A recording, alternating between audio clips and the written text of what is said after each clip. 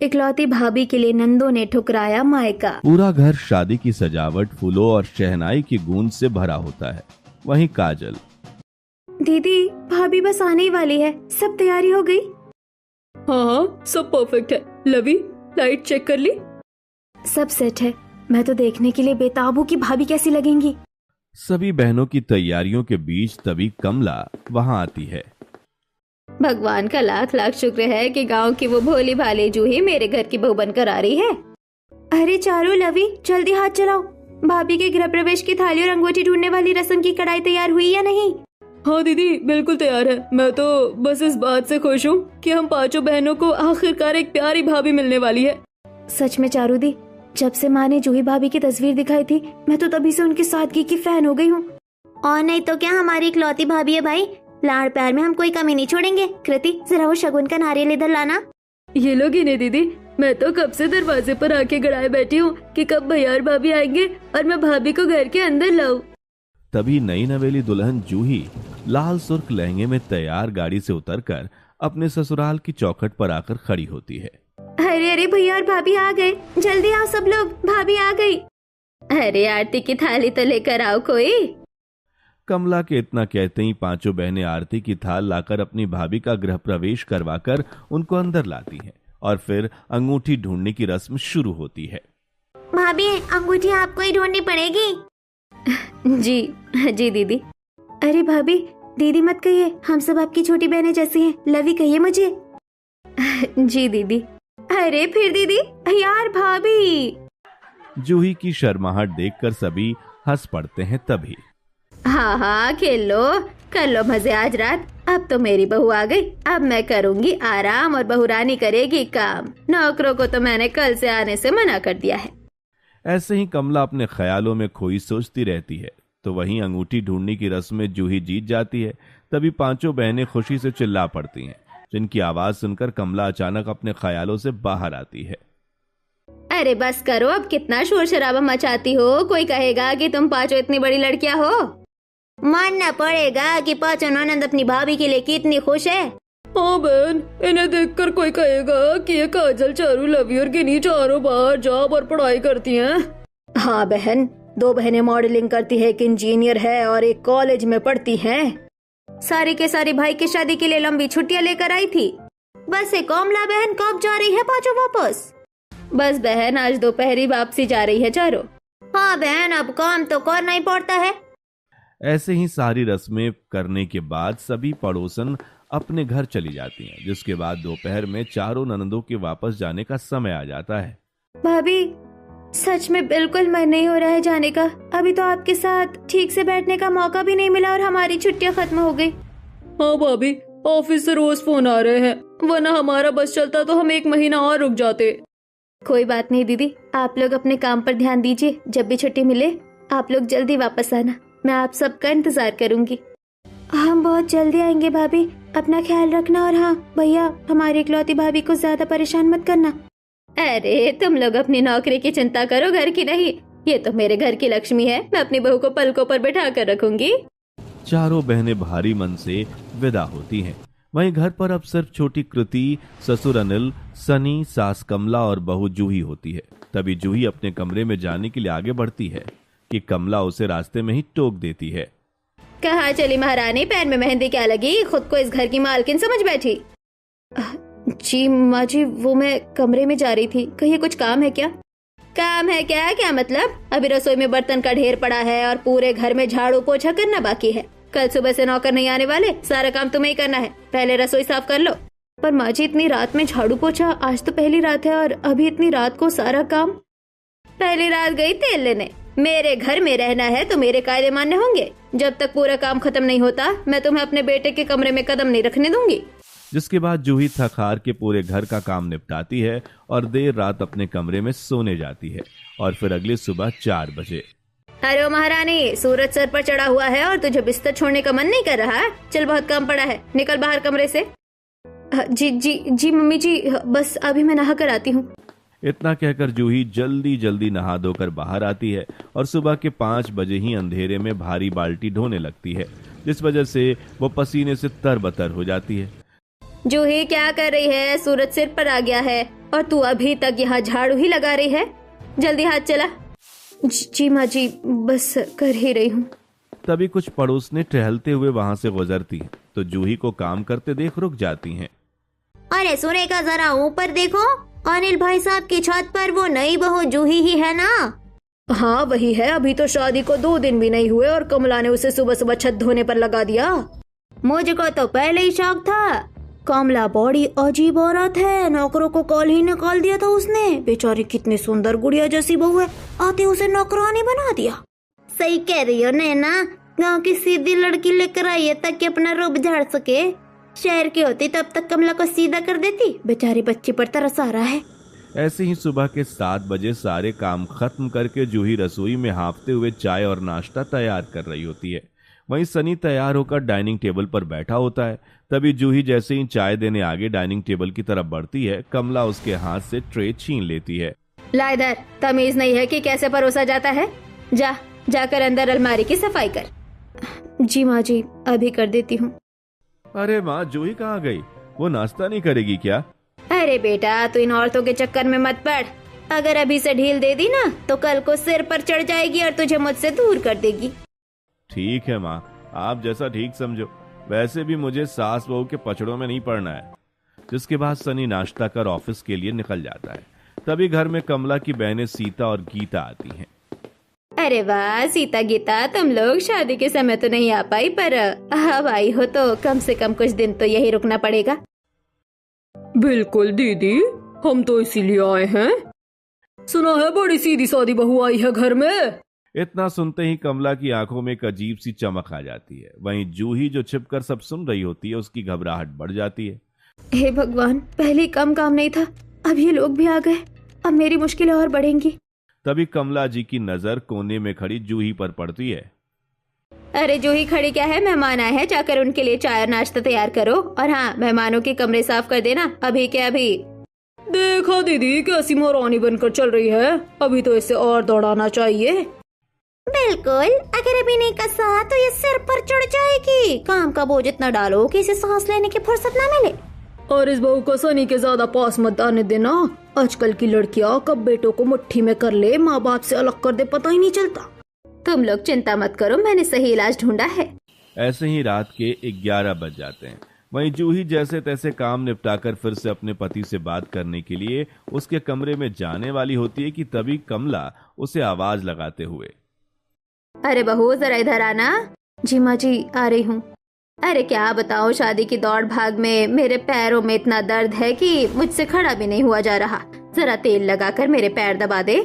माँ जी, रात के 11 बज रहे हैं, सुबह फिर 4 बजे उठना है। बहू होकर अपनी सासू माँ के पैर दबाने में मौत आ रही है तुझे? क्या यही सिखाया है माँ बाप ने तेरे? नहीं माँ जी, मैं दबा देती हूँ। कमला शर्म करो थोड़ी, नई बहू है, दिन भर कोल्हू के बैल की तरह पिसती रहती है।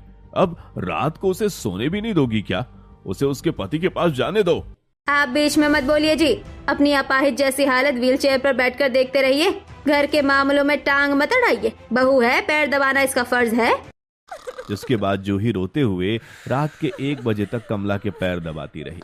और फिर जब वह कमरे में पहुंचती है तो वहां सनी गहरी नींद में सो चुका होता है। अरे ये तो आज फिर सो गए। शादी को 2 दिन हुए हैं और मैं अपने पति से एक बार ढंग से मिल तक नहीं पाई हूँ। इतना सोचकर जूही भी सो जाती है। ऐसे ही दोनों के बीच बात करने का कोई मौका ही नहीं बचता। वहीं घर का रोज काम खत्म करने के बाद कमला संतुष्ट नहीं होती और एक दिन अपनी बहनों के साथ, अरे कमला सुन, मेरे पास तरकीब है जूही को सनी से और दूर करने की। अच्छा बता, क्या है? देख बहन, गर्मी के दिन है और आम का अचार बनाने की तैयारी चल रही है, उसे लगा दे काम पर। हाँ बहन, सही कह रही है। रुक जूही, अरे जूही कहाँ मर गई, जल्दी बाहर आ। वहीं रसोई में बर्तन मांज रही जूही अपनी सास की आवाज सुनकर तुरंत भागकर उसके पास आती है। जी माँ जी, बताइए अब क्या काम है? सुन, आम का अचार बनाने का मौसम चल रहा है और घर के पीसे मसाले से अचार का स्वाद दुगना हो जाएगा, तो कल तुझे सुबह आम काटने हैं अचार के लिए। जी माँ जी, मैं कर दूंगी। ऐसे ही रसोई में रात के 11 बजे जूही अकेली उखली में मसाले कूट रही होती है, जहां उसके हाथों की हथेलियों में बड़े बड़े छाले पड़ चुके थे। वह लगातार रोए जा रही थी। तभी आधी रात को कृति पानी पीने के लिए रसोई में आती है और देखती है कि जूही दर्द से कराहते हुए रो रो कर ओखली में मसाले कूट रही है। भाभी, आप इस वक्त भी सोई नहीं? ये क्या कर रही हैं आप? आपके तो हाथों से खून निकल रहा है। अरे कुछ नहीं हुआ छोटी, बस ये थोड़ा सा काम बाकी है, इसे खत्म करके सो जाऊंगी। तुम जाकर सो जाओ, सुबह स्कूल जाना है। हे भगवान, मुझे पक्का यकीन है ये सब माँ का किया धरा है। वो जानबूझकर भाभी को परेशान करने के लिए ये सब कर रही है। मुझे कल सुबह माँ से बात करनी होगी। उस रात कृति चुपचाप अपने कमरे में चली जाती है और फिर अगली सुबह जब कमला नाश्ते की मेज पर बैठी होती है तो कृति हिम्मत करके अपनी माँ से, माँ, आप भाभी से इतनी देर रात तक काम क्यों करवाती हो? उनके हाथों में छाले पड़ गए हैं और उनसे खून भी आ रहा है। वो रात में रो रही थी। आज तक तो कभी हमारे घर में मसाले नहीं पीसे, तो अब क्यों? तो मुझे सिखाएगी कि मुझे अपनी बहू से कैसे काम कराना है? तू अपना ध्यान अपनी किताबों पर लगा। घर की पंचायत में पढ़ने की जरूरत नहीं है। गांव की गवार है वो, उसे यही सब करने की आदत है। आगे से मेरे सामने उसकी वकालत मत करना। बढ़िया ही भाभी की चमची, चल जाए यहाँ से। अपनी माँ की डांट सुनकर कृति सहमकर चुप हो जाती है। ऐसे ही अगले 2-3 दिन तक चलता रहता है। कृति रोज रात को अपनी भाभी को रसोई में कोई ना कोई भारी काम करते देखती है। हद हो गई है, माँ भाभी को चैन नहीं लेने देती। इतना सोचकर कृति पानी लेकर जूही के पास जाती है। भाभी, लो पानी पी लो। वहीं जूही कृति को अपनी परवाह करते देखकर रो पड़ती है। भाभी, आप ये सब क्यों सहती रहती हो? भैया से बात क्यों नहीं करती? नहीं कृति, कोई फायदा नहीं है। अगर मैंने कुछ भी कहा तो माँ जी मुझे और ज्यादा परेशान करेंगी। लगता है अब मुझे दोबारा से खुद माँ से बात करनी पड़ेगी। जिसके बाद कृति अपनी माँ से बात करने की कोशिश करती है, लेकिन उसकी माँ के सर पर जू तक नहीं रेंगती।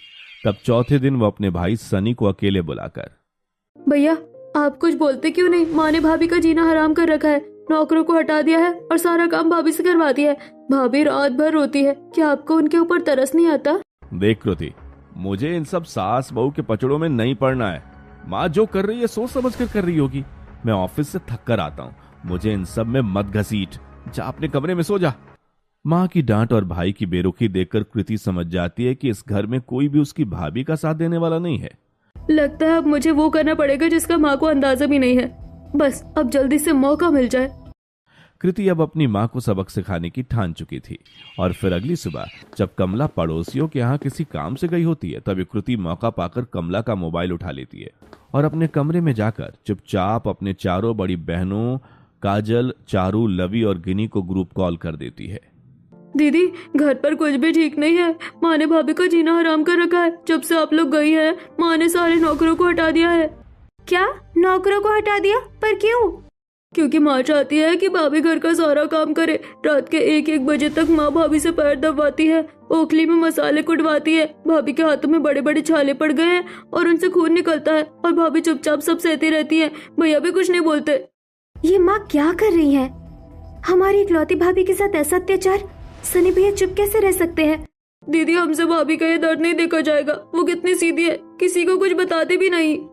तुम लोग शांत हो जाओ। चारू, लवी, गिनी, तुम सब इसी वक्त अपने ऑफिस और कॉलेज से छुट्टी का इंतजाम करो। हम बिना बताए अचानक घर पहुंच रहे हैं। कृति, तू भाभी का ध्यान रखना और माँ को भनक भी मत लगने देना कि तूने हमसे बात की है या हम आ रहे हैं। ठीक है दीदी, आप लोग जल्दी आना।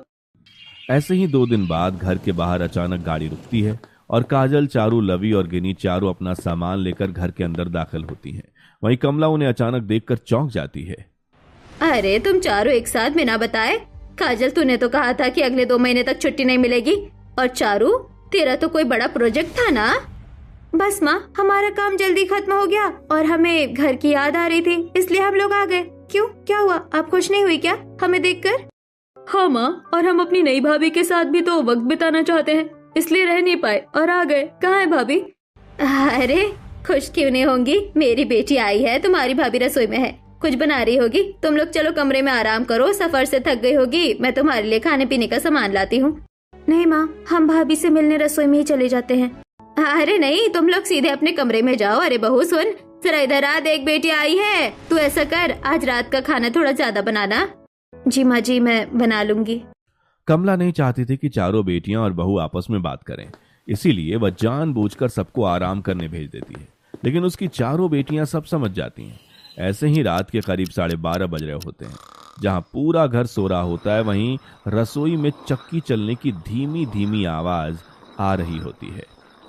हे भगवान, अब तो नींद आ रही है, हाथों में भी भयंकर दर्द हो रहा है और अभी भी बहुत सारे गेहूं पीसने को बचे हैं। इतना बोलते हुए जूही रो रो कर चक्की चलाने लगती है। तभी पांचों बहनें चुपके से रसोई में आकर, भाभी, अरे दीदी, आप लोग इस वक्त जाग रही हैं? आप लोगों को भूख लगी है क्या? मैं आप लोगों के लिए कुछ बना दूं? नहीं भाभी, हमें भूख नहीं लगी है। हमें तो बस आपका ये दर्द देखना था जो माँ आपको रोज दे रही है। ये आपके हाथों में इतने छाले, खून निकल रहा है यहाँ से। नहीं चारू, वो तो गांव में काम करने की आदत है ना, इसलिए थोड़ा सा, कुछ नहीं है ये। भाभी बस कीजिए, और कितना छुपाएंगे आप हमसे? कृति ने हमें सब बता दिया है। माँ आपके साथ नौकरों से भी बदतर सलूक कर रही है। भाभी, हमसे आपका ये दर्द अब और नहीं देखा जाता। लाइए ये चक्की हमें दीजिए, आज से हम आपकी मदद करेंगे। नहीं नहीं गिनी, तुम लोग शहर में रहती हो, तुमने कभी ये सब काम नहीं किया। अगर माँ जी को पता चल गया तो वो बहुत गुस्सा करेंगी। माँ गुस्सा करती है तो करने दो भाभी, आप इस घर की बहू है, कोई दासी नहीं। आज से हम पांचों बहनें आपके साथ खड़ी हैं। पांचों बहनें बारी बारी से चक्की चलाकर आटा पीसती हैं। लवी जूही को जबरदस्ती कुर्सी पर बिठाती और अपने हाथों से उसे खाना खिलाती है। और फिर अगली सुबह कमला जब 5 बजे उठती है, अरे ये रसोई का सारा काम खत्म हो गया, आटा भी पिस गया और रसोई चमक रही है। आखिर ये सब हुआ कैसे? तभी जूही फ्रेश होकर वहां आती है। अरे सारा आटा पिस भी गया, रसोई भी साफ हो गई। बहू, आज तो इतनी परेशान क्यों नहीं दिख रही है? और काम भी इतनी जल्दी कैसे हो गया? वो माँ जी, बस रात को जल्दी हाथ चला लिया था, इसलिए काम जल्दी हो गया। कुछ तो गड़बड़ है। ये गांव की लड़की इतनी फुर्तीली कैसे हो गई? कल रात तो मैंने इसे इतना भारी काम दिया था, फिर भी इसके चेहरे पर कोई थकान नहीं है। मुझे इस पर नजर रखनी पड़ेगी। इतना सोचकर अगले दिन कमला जूही को बहुत सारा काम देकर सोने चली जाती है। तब फिर नंदे रात को आकर चुपके से सारा काम निपटा देती हैं। वहीं अगली सुबह ये सब देखकर कमला का शक और गहरा हो जाता है। फिर अगले दिन, अरे जूही, दोपहर का वक्त है और तू आराम करने जा रही है? जी माँ जी, शरीर में बहुत दर्द है और सारा काम भी हो चुका है। अरे ऐसे कैसे सारा काम हो गया? ये ले, मिल गया काम। ये चने की दाल मैंने ओखली में डाल दी है, इसे कूटकर बेसन बना। जी माँ जी, करती हूँ। इतना कहकर कमला ऑर्डर देकर सोने चली जाती है। तभी चारों ननद रसोई में आकर जूही की मदद करने लगती हैं। वहीं आधी रात को जब कमला की नींद खुलती है तो वह पानी पीने के लिए रसोई में आती है और वहां का नजारा देखकर, तुम्हारी इतनी हिम्मत जो तुम इनसे काम करवा रही हो, और तुम सब यहाँ क्या कर रही हो? माँ, हम अपनी भाभी की मदद कर रहे हैं, इसमें गलत क्या है? घर का ही तो काम है। तुम क्या घर की कोई नौकरानी हो जो इसके साथ मिलकर ये गवारों वाले काम कर रही हो? मैंने इसे काम दिया था, तुम लोगों को नहीं। माँ, भाभी क्या इस घर की नौकरानी है जो आप इनसे इतना काम करवाती हैं? सुबह से रात तक आप इन्हें चैन की सांस नहीं लेने देती। चुप कर चारू, ये इस घर की बहू है, घर का काम तो इसे करना ही पड़ेगा। और तुम चारों कान खोल कर सुन लो, तुम लोग पराए घर की हो, 4 दिन के लिए यहाँ रहने आई हो, ढंग से रहो। चलो चुपचाप अंदर कमरे में जाओ, वरना तुम्हें अभी ऐसा सबक सिखाऊंगी कि जिंदगी भर याद रखोगी। दीदी, आप लोग जाइए प्लीज, मेरी वजह से माँ जी से मत लड़िए, मैं कर लूंगी। ठीक है भाभी, हम जा रहे हैं, लेकिन माँ, आप जो भाभी के साथ कर रही हैं वो बिल्कुल ठीक नहीं है। पहले दिन तो बेटियां माँ का ये उग्र रूप देखकर थोड़ी डर जाती हैं और कमरे में चली जाती हैं। पर अब उनके दिल में माँ के प्रति गुस्सा और भाभी के प्रति हमदर्दी और बढ़ती जा रही थी।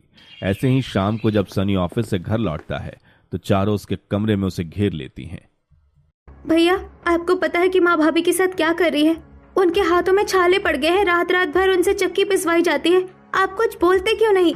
देखो काजल, मुझे इन सास बहू के पचड़ों में नहीं पड़ना है। तुम जानो, तुम्हारी भाभी जाने और माँ जाने। माँ ही जूही को अपनी पसंद से लेकर आई थी, अब मैं बीच में नहीं आने वाला। भैया, आपको जरा भी शर्म नहीं आ रही?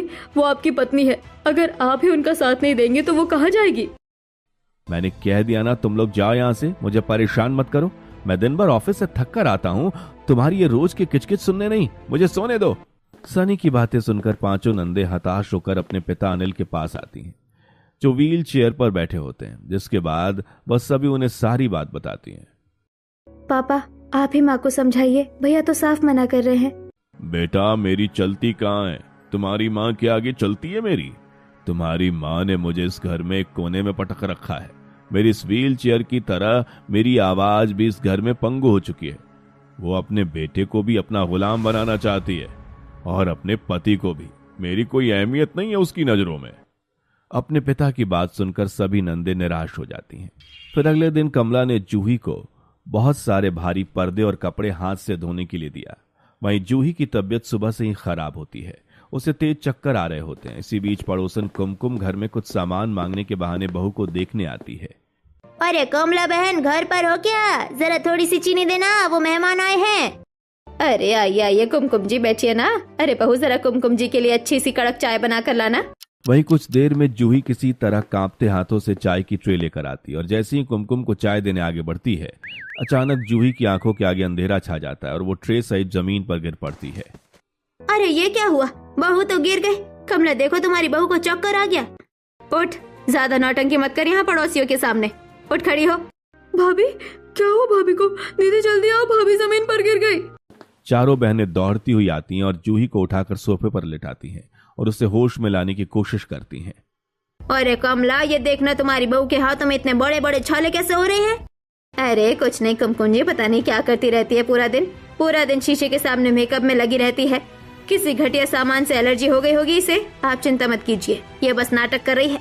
अच्छा एलर्जी है, ठीक है मैं चलती हूँ। इतना कहकर पड़ोसी कुमकुम घर से बाहर निकल जाती है और सीधे दूसरे पड़ोसी सुरेखा, नैना और माया के पास पहुंचती है। अरे सुरेखा, नैना, मैं अभी कमला के घर गई थी। उसकी बहू चाय लाते लाते चक्कर खाकर गिर गई और उसके हाथ तौबा तौबा इतने बड़े बड़े छाले थे कि देखा नहीं जा रहा था। और कमला कह रही थी कि मेकअप से एलर्जी हुई है। सफेद झूठ। मैंने सुबह उसे झाड़ू पोछा करते हुए देखा था, उसका मुंह पीला पड़ रहा था। कितनी सुंदर आई थी, बेचारी को सुखाकर काटा कर दिया इस कमला ने। चलो आज शाम को हम सब मिलकर उसके घर जाएंगे और सामान मांगने के बहाने सच का पता लगाएंगे। ऐसे किसी बच्चे पर अत्याचार नहीं होने दे सकते। जिसके बाद शाम को चारों पड़ोसन चुपके से कमला के घर के आंगन में दाखिल होती हैं, जहां कमला सोफे पर बैठी अपनी बहनें सीता और गीता से फोन पर लाउडस्पीकर पर बात कर रही होती है। हाँ सीता, हाँ गीता, अरे सुबह से शाम तक उसे ऐसे कामों में लगाए रखती हूँ कि उसे सनी से बात करने का मौका ही नहीं मिलता। वो बहन, मानना पड़ेगा। हाँ बहन, मैंने कोई कच्ची गोटी थोड़ी खेली है। मैं नहीं चाहती कि ये कल की आई लड़की मेरे बेटे को मुझसे अलग कर दे। बहुत बढ़िया कमला, ऐसे ही शिकंजा कस कर रखना, वरना कब तेरे बेटे को लेकर निकल जाएगी तुझे पता भी नहीं चलेगा। ये सुनते ही चारों पड़ोसने अंदर दाखिल हो जाती हैं। अरे बहन जी, आप ये क्या कर रही हैं? आप अपनी ही बहू के साथ ऐसा कैसे कर सकती है? शर्म नहीं आती आपको? अरे आप लोग कब आई? नहीं, वो तो मैं अपनी बहनों से बस मजाक कर रही थी। आपको कोई गलतफहमी हो गई है? कोई गलतफहमी नहीं हुई है कमला बहन, हमने सब अपने कानों से सुना है। धिक्कार है तुम पर। चलो बहनों, यहाँ से पूरे मोहल्ले में इसकी करतूत बताएंगे हम। पड़ोसियों के जाने के बाद ये बात बेटियों को भी पता चल जाती है कि उनकी मौसियां घर में आग लगा रही हैं। जिसके बाद काजल और चारू मिलकर अपनी मौसी को फोन लगाती हैं। हेलो मौसी, आप हमारी माँ को भड़काना बंद कीजिए। आप हमारा घर तोड़ने की कोशिश कर रही है। अगर आगे से आपने माँ को भाभी के खिलाफ कुछ भी सिखाया तो हमसे बुरा कोई नहीं होगा। अरे तुम अभी बच्ची हो, बड़ों की मुंह लगती हो। हम तो तुम्हारे भले के लिए सोचते हैं, और आजकल की लड़कियां तो ऐसी ही बदतमीज होती हैं कि कब घर तोड़े कुछ पता नहीं चलता। आजकल की लड़कियां तो हम भी है मौसी, क्या हम भी आपको ऐसी ही लगती है? वो भाभी भी किसी की बेटी है, वो हमारा घर तोड़ने नहीं आई। हम अपनी भाभी के खिलाफ एक शब्द नहीं सुनेंगे। आज के बाद हमारे घर फोन मत करना। इतना कहकर बेटियां मौसी का मुंह बंद कर देती हैं। वहीं उनकी मौसी गुस्सा होकर कमला से बात करना बंद कर देती हैं, लेकिन कमला नहीं सुधरती और एक रात। बहू, आज रात पूरी रसोई साफ हो जानी चाहिए। एक एक डब्बा बाहर निकाल कर मांजना, और हाँ, मेरी बेटियों को पता नहीं चलना चाहिए, वरना तुझे तेरे मायके वापस भेज दूंगी। जी मम्मी जी। जिसके बाद रात के 2 बजे जूही रोते रोते डब्बे साफ कर रही होती, तभी गिनी पानी पीने आती है और यह देख लेती है और जाकर अपनी बड़ी बहनों को उठाती है। दीदी अब बहुत हुआ, कुछ करना ही पड़ेगा। चलो, मुझे पता है क्या करना है। इस बार नंदे कुछ अलग करने की सोचती हैं और जूही जिस भरी दराते से दलियां पीस रही थी, काजल और चारू उस भारी दरादे को उठाकर सीधे अपने भाई सनी के कमरे में जाकर लाइट जलाती हैं और भारी दराते को जोर जोर से सनी के बेड पर पटक देती हैं। तुम लोग इस वक्त, और ये क्या बदतमीजी है? आधी रात को मेरे कमरे में आकर पत्थर क्यों पटक दिया? लाइट बंद करो, मुझे सोने दो। आपको एक दिन में ये बदतमीजी लग रही है भैया? और जो भाभी के साथ पिछले 1 महीने से हर रात हो रहा है, वो आपको बदतमीजी नहीं लगा? आपको अपनी पत्नी की दुख तकलीफ जरा भी दिखाई नहीं देती? अरे ये क्या ड्रामा लगा रखा है तुम लोगों ने? इस कल की आई लड़की के लिए तुम लोग अपने भाई से लड़ रही हो? हाँ माँ, लड़ रहे हैं क्योंकि इस घर में कोई भी इंसान नहीं बचा है।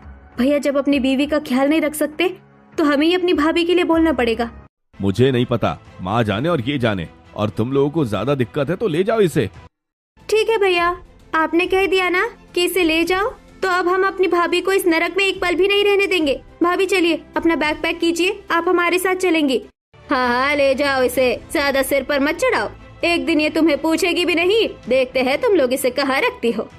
हम जहाँ भी रहेंगे भाभी को अपने साथ रानी बना कर रखेंगे माँ। चले भाभी। पांचों अपनी इकलौती भाभी जूही का सामान पैक करके दिल्ली के अपने फ्लैट में आ जाती हैं। वहां वे जूही को बहुत लाड प्यार से रखती हैं। वहीं दूसरी तरफ अनिल के घर में पांचों बेटियां और बहू के जाने के बाद सन्नाटा पसर जाता है। कमला को घर का सारा काम अकेले करना पड़ता है। ये सब पड़ोसन देखती है। देखा सुरेखा कैसी हालत हो गई है कमला की। बहू आई थी तो महारानी की तरह जीती थी, बेचारी का जीना हराम कर रखा था। हाँ बहन, अच्छा हुआ जो इसकी बेटी अपनी माँ पर नहीं गई और भाभी को अपने साथ ले गई। अब देखो खुद काम वालियों की तरह हालत हो गई है इसकी। पड़ोसन मजाक उड़ाकर चली जाती हैं। वहीं कोई नौकर कमला के व्यवहार की वजह से उसके घर में काम करने को तैयार नहीं होता। इसी वजह से लगातार काम करके कमला की तबीयत बिगड़ जाती है। वो बिस्तर पर पड़ जाती है। सनी को ऑफिस भी देखना पड़ता है और घर के काम भी, और माँ की तीमारदारी भी। आखिरकार एक दिन कमला की हालत इतनी बिगड़ जाती है कि सनी को उसे हॉस्पिटल में एडमिट कराना पड़ता है। माँ, आप जूही को मुझसे दूर करना चाहती थी ना, देख लीजिए आपकी वजह से वो मुझसे हमेशा के लिए दूर हो गई। मेरी बहनें भी घर छोड़कर चली गईं। अब आपको उसकी अहमियत समझ में आ रही है या नहीं? बेटा मैं तो बस तेरी भलाई ही सोचती थी, वरना वो तुझे मुझसे दूर कर देती। वो कभी ऐसा नहीं करती माँ, वो बहुत सीधी थी। आपकी वजह से मैंने कभी उसका साथ नहीं दिया। अब मैं जा रहा हूं उसे लेने, आपको जो सोचना है सोचिए। सनी दिल्ली पहुंचता है और अपनी बहनों के फ्लैट का दरवाजा खटखटाता है। वहीं काजल दरवाजा खोलती है। काजल, चारू, मैं जूही को लेने आया हूं। माँ हॉस्पिटल में है, उनकी तबीयत बहुत खराब है, घर बिखर गया है। जूही प्लीज मेरे साथ चलो।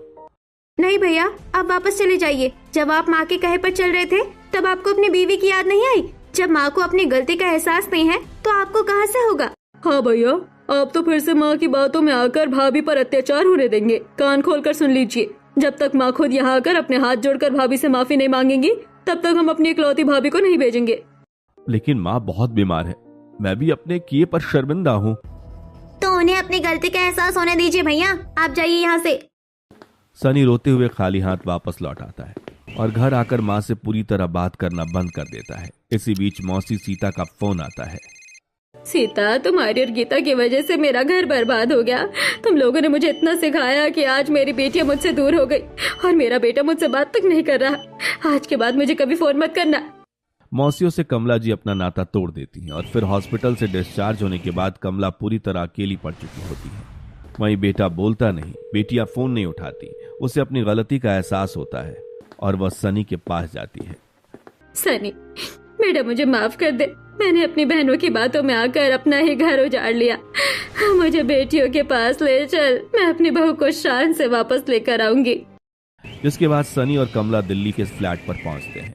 वहीं कमला सीधे जाकर जूही के सामने हाथ जोड़ लेती है और उसके पैरों में गिरने लगती है। बहू, मुझे माफ कर दे, मैंने तेरे साथ बहुत गलत किया। मुझे आज अपनी गलती का गहरा पछतावा है। मैंने हमेशा लोगों से यही सुना था कि बहू बेटों को माँ से दूर कर देती है, इसलिए मैं डर गई थी। मुझे माफ कर दे मेरी बेटी। नहीं माँ जी, ऐसा मत कहिए, आप मेरी माँ जैसी है, मुझे आपसे कोई नाराजगी नहीं है। माँ, हम भाभी को वापस भेज रहे हैं, लेकिन याद रखना आज के बाद अगर भाभी के साथ इस घर में कोई भी बदतमीजी या ज्यादती हुई तो हम पांचों बहनें आपसे हमेशा के लिए रिश्ता तोड़ लेंगी। नहीं बेटी, अब ये कमला सुधर चुकी है। तुम सबने अपनी इस इकलौती भाभी के लिए मायका तक ठुकरा दिया। तुम्हारी इस एकता ने मेरी आंखें खोल दी है। अब जूही इस घर की बहू नहीं, मेरी सबसे लाडली बेटी बनकर रहेगी। कमला अपनी बहू जूही और पांचों बेटियों को लेकर शान से अपने घर वापस लौटती है। वहीं ससुर अनिल भी ये देखकर मुस्कुरा उठते हैं। दोस्तों, आपको ये वीडियो कैसी लगी कमेंट में जरूर बताइएगा।